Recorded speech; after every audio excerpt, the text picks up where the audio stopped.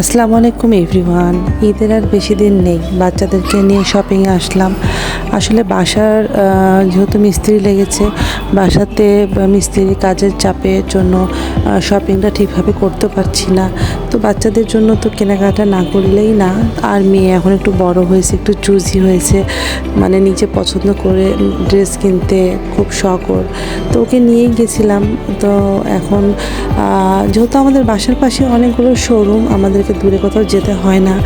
তো এখানে টপ টেনে গিয়েছিলাম। টপ টেনে বাচ্চাদের ইউজ কালেকশান এবং খুব ভালো ভালো ড্রেস দেখলাম। তো আমার মেয়ে তো বেশ কয়েকটা ড্রেসই পছন্দ করেছিল, তার মধ্যে ও যেটাকে খুব ভালো মানে বললো যে সেটাই নেওয়া হয়েছে ওর জন্য আসলে। আর দেখেন ড্রেসের কালেকশনগুলো কত সুন্দর। আপনারাও যদি আশেপাশে কেউ থাকেন, অবশ্যই এখানে বাচ্চাদের কালেকশন দেখতে আসতে পারেন, কারণ হচ্ছে বাচ্চাদের কালেকশন এবং হচ্ছে বড়দের শুয়ের কালেকশন অনেক সুন্দর। তো এই তো এখন আমি আমার ছেলের জন্য কিছু দেখছিলাম, মানে আমার যেহেতু ছেলেটাও ছোট, ওদের জন্য একটু ড্রেস দেখছিলাম। ছেলেদের ড্রেসগুলোও খুব সুন্দর ছিল।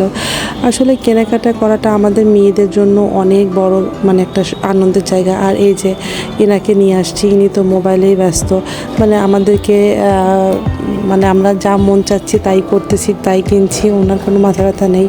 উনি মোবাইল নিয়ে ব্যস্ত, একের পর এক মোবাইল আসছে। আমি একটু বিরক্তই হচ্ছিলাম।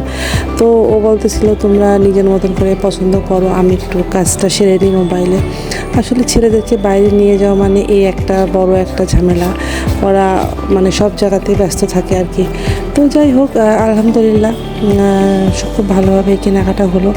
সবাই ভালো থাকবেন এবং রমজান মাস সবাই খুব ভালোভাবে সুস্থভাবে কাটান এবং সামনে অগ্রিম ঈদের শুভেচ্ছা। আল্লাহ হাফেজ।